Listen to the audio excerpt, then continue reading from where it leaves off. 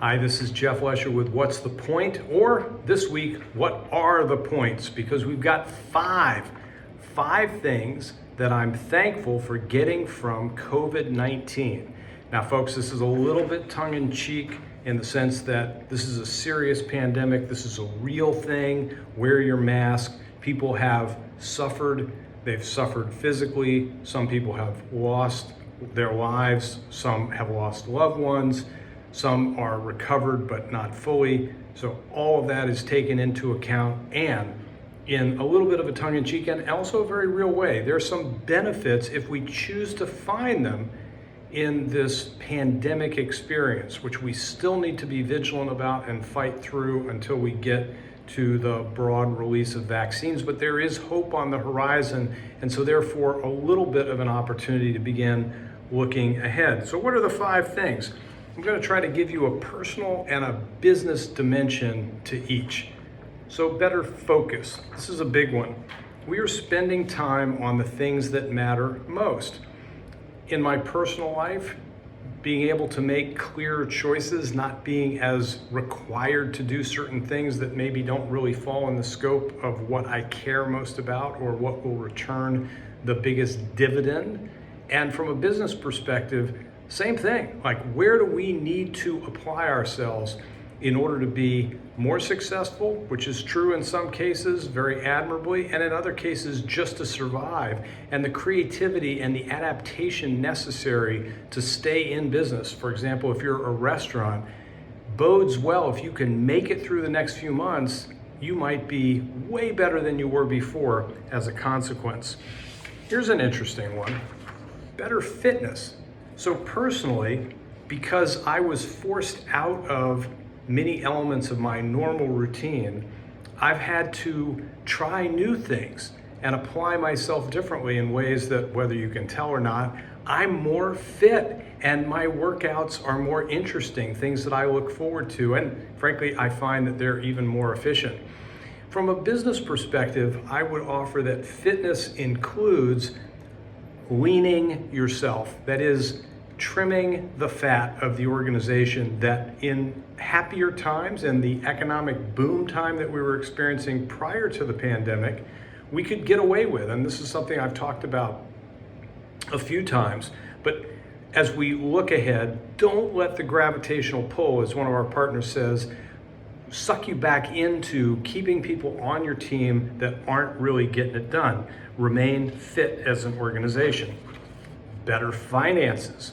A lot of reasons for this. There's some things that we've been able to give up personally, like my wife doesn't park her car at the office anymore. She is walking now, even that she has returned to working in her office most days. That saves us a lot of money per month. We're not going out to restaurants as much, though we do order in occasionally, so we're saving money there. We're not indulging in certain things that we did before just because you get in the habit and you're a little loosey-goosey. Finances from a business perspective related to leaning your team, that's one. Being more focused on where you really need to expend your resources. And one such area is in real estate, the square footage of housing a bunch of people together. Folks, one of the things we should never go back to is everybody having to be in the office so supposedly all the time. It's not an efficient use of resources, and whatever office space you do have, you can have less and you can use it differently. So that's an opportunity to improve your finances. Better friends. And if we're being honest here, we could expand that to include family as well. And this is part of focus. It's part of a lot of different things. Who do you want to be surrounding yourselves with? And what are you giving to them? And what are they giving to you? One of the things that most of us have found to be true or truer is greater intent or intention.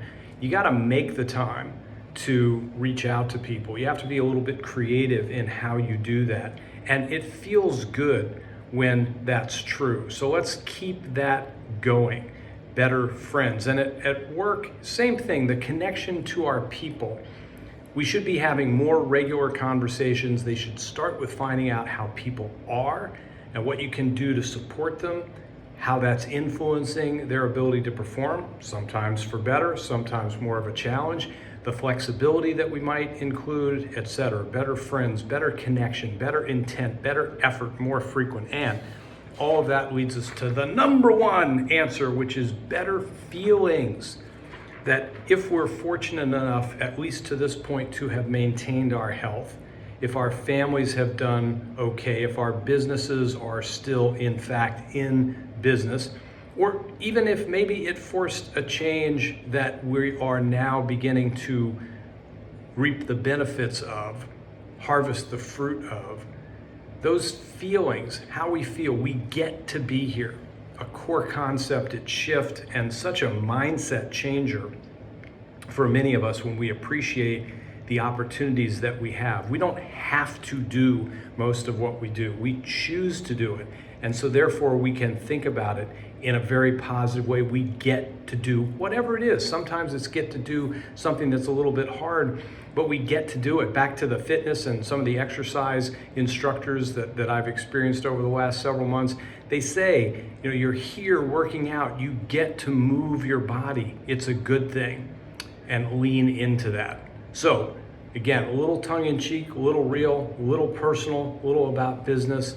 There's an opportunity here to think about the things that we've gotten from this experience that we've been in and the experience that we're likely to be in for a bit longer. Keep fighting it, keep exercising good judgment, keep protecting yourself and protecting others.